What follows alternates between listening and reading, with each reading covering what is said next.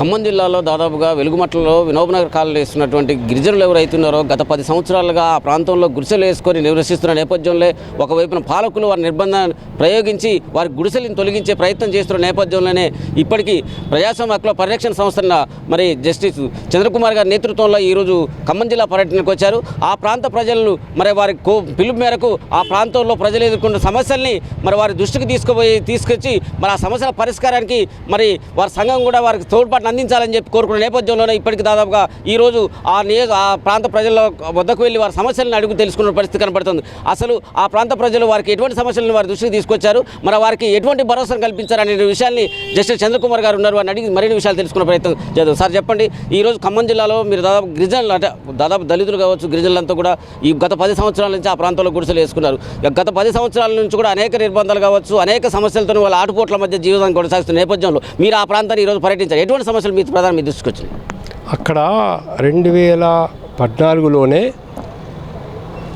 Bhoodan board వాళ్ళు దాదాపు 30 ఎకరాల భూమి మీద 900 మందికి 100 గజాల చొప్పున వాళ్ళకు ఇళ్ల స్థలాలు ఇవ్వడం జరిగిందని. అంటే ఈ భూములు భూదాన్ భూములు అంటే అప్పుడు వినోబాబావే నాయకత్వాన భూదాన్ యజ్ఞ బోర్డు అనేది ఏర్పాటు చేసి ఈ భూదాన్ యజ్ఞ బోర్డుకు అప్పుడు కొంతమంది భూస్వాములు దానంగా ఇచ్చినటువంటి భూములు ఇవి పేదవాళ్లకు కోసం ఇవ్వాలా, పేదవాళ్ళు దున్నుకోవడానికి, భూమి లేని పేదవాళ్ళకి ఇవ్వడానికి. తర్వాత జీవోలు మార్చేసి ఇండ్ల స్థలాలకు కూడా ఇవ్వచ్చు అని చేశారు. ఇండ్ల స్థలాలకు ఇచ్చినా లేక వ్యవసాయం కోసం ఇచ్చినా పేదవాళ్ళకి ఇవ్వాల్సి ఉంటుంది, ఇచ్చారు. 2014లోనే వీళ్ళకు ఒక్కొక్కరికి 100 గజాల చొప్పున ఈ మన భూదాన్ బోర్డు వాళ్ళు వీళ్ళకు ఇవ్వడం అనేది జరిగిందన్నమాట.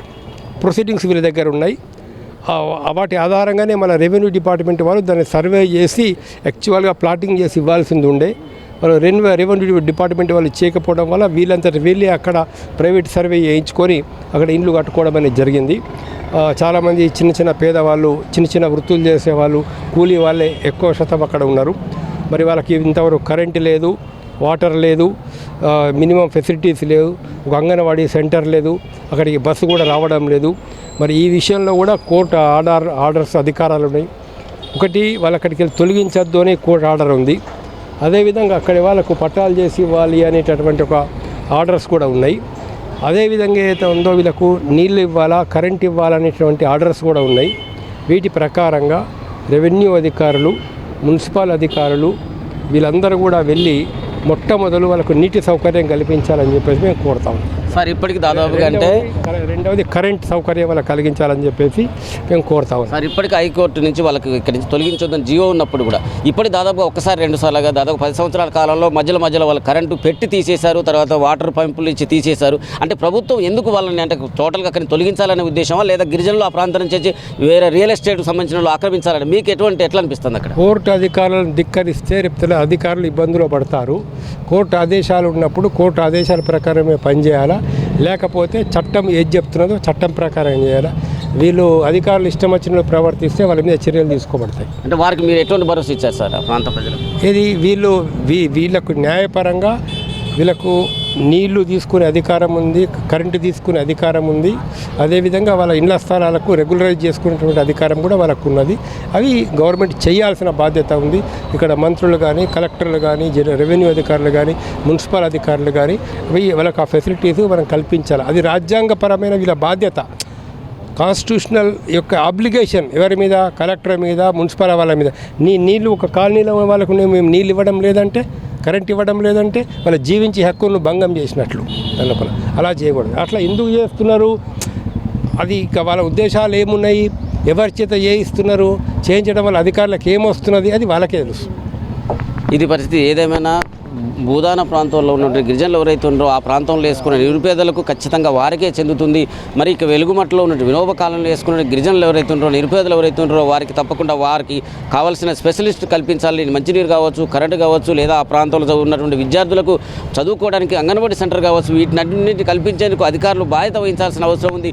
లేని భవిష్యత్తులో అధికారులే ఇబ్బందులు పడతారని చెప్పి చంద్రకుమార్ గారు చెప్తున్న పరిస్థితి కనబడుతుంది. కెమెరా పర్సన్ శ్రీనివాస్తో వెంకటేశ్వర్లు, వి5 న్యూస్, ఖమ్మం నుంచి. భూదాన్ భూమి అంటే ఇది ప్రభుత్వ భూమి కాదు. ఒకప్పుడు వినోబా భావే లాంటి వాళ్ళు సమాజంలో ఉండేటటువంటి పేద రైతులకు పేదవాళ్ళకు సాయం చేయని ఉద్దేశం చేత అప్పుడున్నటువంటి పెద్ద పెద్ద భూస్వాముల దగ్గరికి వెళ్ళి మాట్లాడితే భూస్వాములు బాగా భూములు ఉన్నటువంటి వాళ్ళు దానంగా ఇచ్చినటువంటి భూములు ఇవన్నీ కూడా కొన్ని వందల ఎకరాలు వేల ఎకరాలు ప్రతి చోట కూడా నల్గొండ జిల్లాలో ఖమ్మం జిల్లాలో అన్ని జిల్లాల లోపల ఇలాంటి భూములు ఇవ్వడం జరిగింది. ఎవరి కోసం ఇచ్చారు? పేదవాళ్ళ కోసం ఇచ్చారు. పేదవాళ్ళు దున్నుకోవడాల కోసం ఇలాంటి భూముల్ని భూదాన్ బోర్డు ఒకటి ఉంటుంది, ఆ బోర్డు వాళ్ళు నిర్ణయం చేసి ఇస్తారు. తర్వాత రూల్స్ మారిపోయి ఈ భూములు కొంచెం పట్టణాలకు గ్రామాలకు దగ్గరగా ఉన్నటువంటి ప్రాంతాల్లో ఉన్నప్పుడు వాళ్ళు ఏం చేశారంటే ఇండ్ల స్థలాలకు కూడా ఇవ్వచ్చు అని చెప్పేసి భూదాన్ బోర్డు వాళ్ళు తీర్మానం చేయడం జరిగింది. గవర్నమెంట్ కూడా కరెంట్ ఇవ్వలేదు, వాళ్ళకు వాటర్ ఫెసిలిటీ కల్పించలేదు ప్రభుత్వం నుంచి. మళ్ళీ వీళ్ళు హైకోర్టుకి వెళ్ళారు. అయ్యా మాకు కరెంట్ లేదు, మాకు నీళ్లు లేవు, ఇది బాధ్యత ప్రభుత్వాన్ని కల్పించాల్సింది. అప్పుడు హైకోర్టు వాళ్ళు మళ్ళీ మనకు మీరు హైకోర్టు ఎలక్ట్రిసిటీ కానీ వాటర్ కానీ ఇవ్వాలి అని చెప్పేసి ఆర్డర్స్ ఇవ్వడం జరిగింది. ఈ దేశంలో ఉండే పౌరులకు ఇక్కడ జీవించే హక్కు ఉన్నది. ఎక్కడి నుంచో వచ్చినటువంటి కాందీశుకులకు మనం శరణార్థులుగా అనేక చోట్ల స్థలాలు ఇచ్చి మనకి ఇళ్ల స్థలం, బంగ్లాదేశ్ నుంచి వచ్చినటువంటి శరణార్థులకు కూడా క్యాంపులు ఏర్పాటు చేసి ఇళ్ల స్థలాలు కట్టించినటువంటిది మన భారతదేశం. ఇప్పుడు దృష్టిలో పెట్టుకొని అంటే పేద వాళ్ళు అక్కడ ఉంటున్నారు, వాళ్ళకు తగినటువంటి ఒక వసతులు మీరు కల్పించాలని చెప్పేసి మనకి రెగ్యులరైజేషన్ కూడా అంటే ఆల్రెడీ మనకు పట్టాలు భూదాన్ కూడా ఇచ్చింది, కానీ రెవెన్యూ వాళ్ళు క్లారిఫై చేయాలా.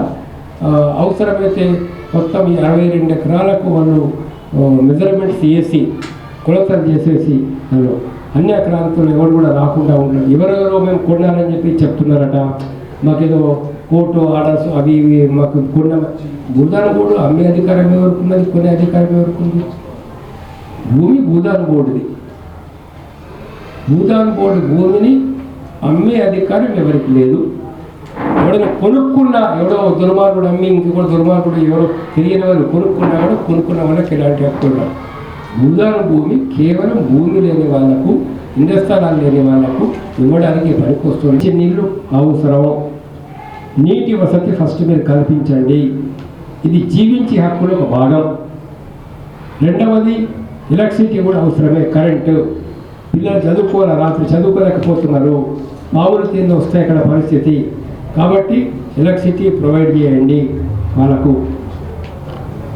నీటి వసతి ప్రొవైడ్ చేయండి, కరెంట్ ప్రొవైడ్ చేయండి, ఆధార్ కార్డులు ఇవ్వండి వాళ్ళకు. అదేవిధంగా అక్కడ అంగన్వాడీ సెంటర్ పిల్లల కోసం ఏర్పాటు చేయండి. ఆర్టీసీ వాళ్ళకి చెప్తాను, అక్కడ పిల్లలు చాలామంది పిల్లలు వాళ్ళ కాలేజీలకు స్కూళ్ళకు పోవడానికి వసతులు లేవు. అక్కడ మీరు ఒక బస్సు సౌకర్యం అక్కడి నుంచి రావడానికి ఏర్పాటు చేయండి.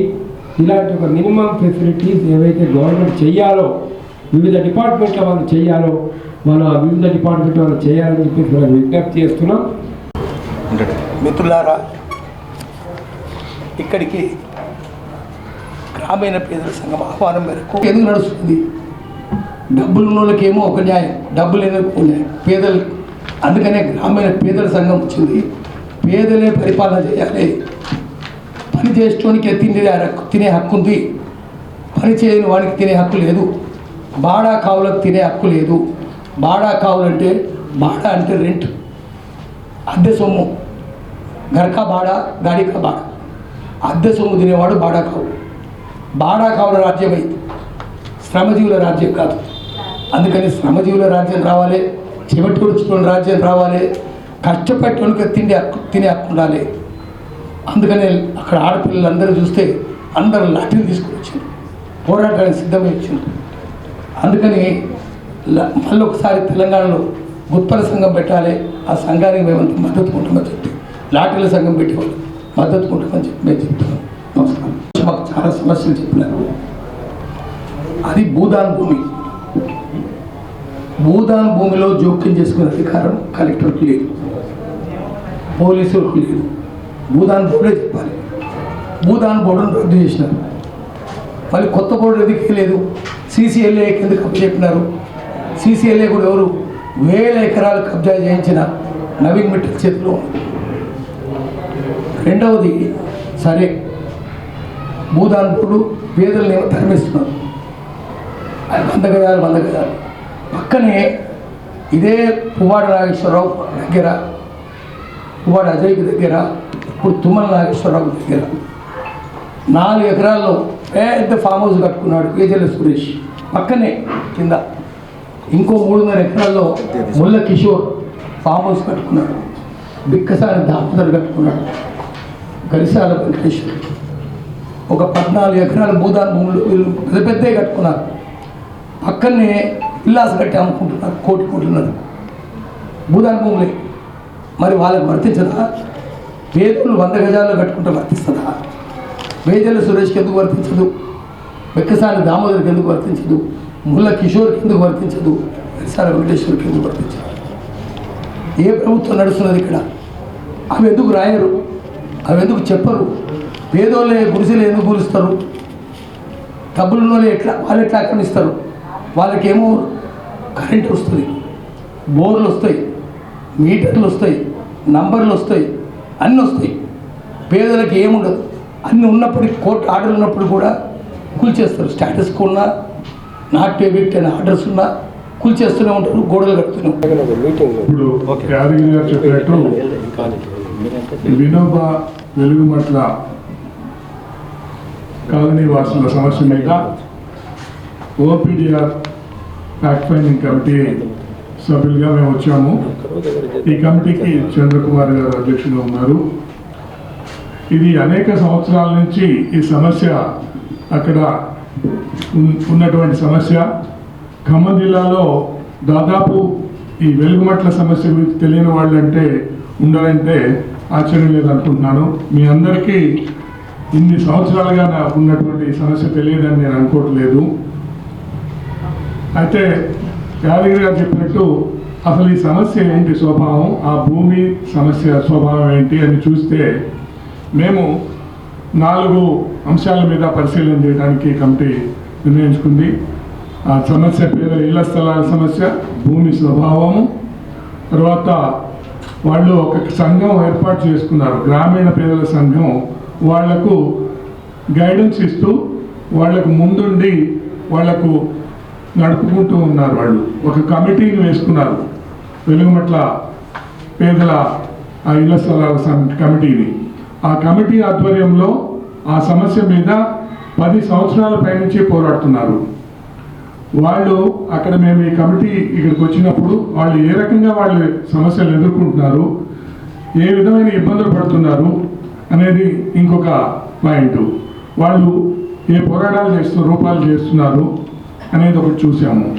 ఆ తర్వాత కోర్టు నుంచి వచ్చినటువంటి ప్రభుత్వం న్యాయ చట్టాలు ఈ సమస్య మీద వాళ్ళు న్యాయస్థానాలని ఆశ్రయించారు అనేక సార్లు, ఒకసారి కాదు చాలాసార్లు వాళ్ళు ఆశ్రయించారు. వాళ్ళు ఏ విధమైన సమస్యను తీసుకుని వెళ్ళారు, న్యాయస్థానాలు ఏమి ఆర్డర్స్ ఇచ్చారు అనేది చూశాము. అతని అక్కడ గోడ పెట్టారని చెప్పి చూశారు. వాళ్ళ వైపుకి ఎంఆర్ఓ గారు వచ్చి వాళ్ళతో పాటు ఉన్నారని కూడా చెప్పారు. అయితే మీరు వాళ్ళ వైపు మీరు వస్తారు, మేము అన్ని హక్కులు చూపించి, కోర్టు పత్రాలు చూపించి, ఆర్డర్స్ చూపించి రమ్మంటే మీరేమో రావట్లేదు, ఇప్పుడు ఎట్లా వచ్చారు అనేది నేను రాలేదంటాడంట. ఎవరు చెప్పుకుంటారో చెప్పుకోవాలన్నారు. అంటే ప్రత్యక్ష వచ్చినాక కూడా నేను రాలేదని బుకాయిస్తాను, ఏం చేస్తావు నువ్వు అన్నట్టుగా ఉన్నారు.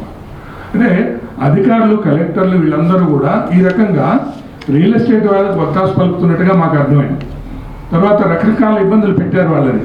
వాళ్ళు చెప్పారు కొంతమంది, మేము పేదలము, పట్టణంలో వెళ్ళి పని చేసుకుంటాము, సడన్గా ఇక్కడ ఏ రియల్ ఎస్టేట్ వాడు వచ్చి ఆక్రమిస్తాడేమో అని చెప్పి ఏదో వార్త వస్తే పరిగెత్తుకొని వస్తాము, ఆ పని వదులుకొని వస్తే మధ్యలో మాకు మళ్ళీ పని లేకుండా పోతుంది, పని ఇచ్చిన వాళ్ళు మాకు మీరు మాటిమాటికిట పని వదిలేసి వెళ్ళిపోతే మిమ్మల్ని తీసుకోము అని చెప్పి అంటున్నారు పనులకి. ఇట్లా అనేక రకాల ఇబ్బందులు. విద్యార్థులు చెప్పారు అక్కడ, మేము చదువుకోవాలి, పరీక్షలకి చదువుకోవాలంటే కరెంట్ లేదు ఇక్కడ అని వాళ్ళు చెప్పారు. కమిటీ వాళ్ళు కరెంట్ లైన్లు అన్నీ కూడా ప్రభుత్వం ఇవ్వాల్సింది ఇవ్వకపోతే మేము అందరం కూడా తలా అంత డబ్బు వసూలు చేసుకొని కమిటీ ఆధ్వర్యంలో పక్కాగా లెక్కలన్నీ పెట్టుకొని వాళ్ళు కరెంటు వైర్లు, నీరు ఇవన్నీ సమకూర్చుకుంటే ఆ కరెంటు వైర్లు లాగేసుకుని తీసుకెళ్ళిపోయారంట. ఒక గజం స్థలానికి కూడా రియల్ ఎస్టేట్ వాళ్ళు వదిలిపెట్టరు. లక్షల ఎకరాలని ప్రభుత్వాలు ఎకరం రూపాయికి 95 పైసలకి 99 సంవత్సరాల లీజుకి ఇట్లా ఇస్తున్న సమస్య చూస్తుంటాము. అలాంటి ఇప్పుడు ఇట్లా భూదాన భూమిని పేదలకి చెందాల్సిన భూమిని పేదలకు ఇచ్చిన తర్వాత వాళ్ళ మీద నిర్బంధాలు ఎట్లా ఉన్నాయి, ఇప్పుడు ఆ ప్రజల వాళ్ళు ఏం కోరుతున్నారు అనే ఈ 4 అంశాల మీద మేము ఈ వివరణ తీసుకోవాలని చెప్పి పరిశీలించాలని వచ్చాము.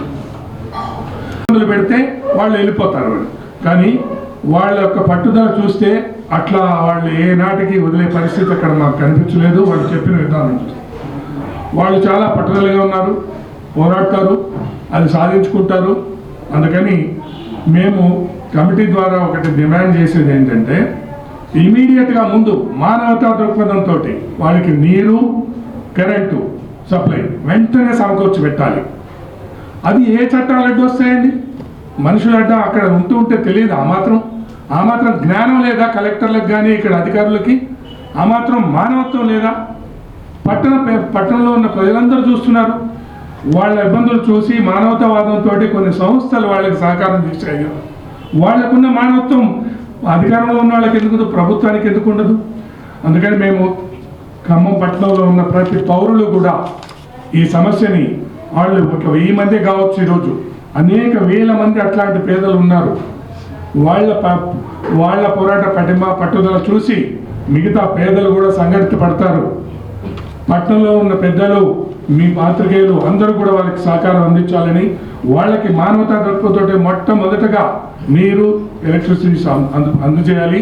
వాళ్ళ హక్కు పత్రాలు ఏవైతే ఉన్నాయో ధృవీకరించే వాటన్నిటిని కూడా వెంటనే సర్వే చేయించాలి. వాళ్ళ భూములు సర్వే చేయించి వాళ్ళకి అన్ని హక్కులు కల్పించాలని చెప్పి కమిటీ నుంచి ఒక ప్రిలిమినరీగా మా అబ్జర్వేషన్స్, పరిశీలన అంశాలు దృష్టిలో పెట్టుకుని చెప్పే విషయాలు ఇవి. మీరు ఈ కమిటీ గురించి అనౌన్స్ చేస్తాను. ఇప్పుడు ఈ కమిటీలో ముఖ్య నాయకత్వం వహించిన జస్టిస్ శ్రీ బి చంద్రశేఖర్ అధ్యక్ష గారు, హైకోర్టు ఇప్పటిదాకా రిటైర్డ్ న్యాయమూర్తిగా ఉన్నారు సార్ న్యాయమూర్తిగా తర్వాత కూడా చాలా కార్యక్రమాలు ఇలాంటి ప్రజలు పడుతున్న ఇబ్బందుల గురించి కానీ అనేక విషయాల్లో సారు నిర్విరామంగా పనిచేస్తున్నారు. దానిలో భాగంగానే సార్ని ఆహ్వానించాము. ఇక్కడ సారు ఈ కమిటీకి అధ్యక్షులుగా ఉన్నారు.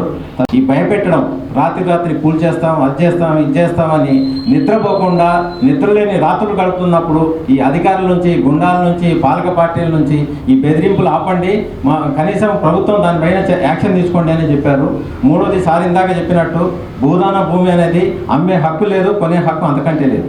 కానీ ప్రజలకు మాత్రం హక్కు ఉంది. ఆ హక్కును గుర్తించాలి. ఆ గుర్తించిన దాని ప్రకారం ఏదైతే భూదానం వాళ్ళకి పట్టాలు ఇచ్చిందో ఆ పట్టాలను రెగ్యులరైజ్ చేసి వాళ్ళకి పట్టాలు ఇచ్చి వాళ్ళని నిర్వాసం చేసి మొట్టమొదటిగా మీరు వాళ్ళు ఎదుర్కొంటున్న నీరు, కరెంటు, ఈ బెదిరింపులు, ఈ కూల్చేస్తామనే ప్రకటనలు మానేసేసి మానవతా దృక్పథం అనండి, ప్రజలు చట్ట ప్రకారం అనుకోండి, హైకోర్టు ఆర్డర్స్ అనుకోండి, లేకపోతే భూదాన బోర్డు యొక్క ఆర్డర్స్ అనుకోండి, ఏదైనా వాళ్ళు 100%, 100కి 10% కూడా న్యాయమైన పోరాటం. ఆ పోరాటాన్ని వీళ్ళందరూ కమిటీగా భావించి బలపరిచి ఈ 3 డిమాండ్స్ను, భూదాన బోర్డు ఇచ్చిన పట్టాలని రెగ్యులైజ్ చేయండి, బెదిరింపులు ఆపండి, పోలీస్ జోక్యాన్ని ఆపండి, దుష్ప్రచారాన్ని ఆపండి అనే 4 డిమాండ్స్ని మేము కమిటీ ముందు, ఈ నీరు కరెంటు అనేది తక్షణం చేయండి.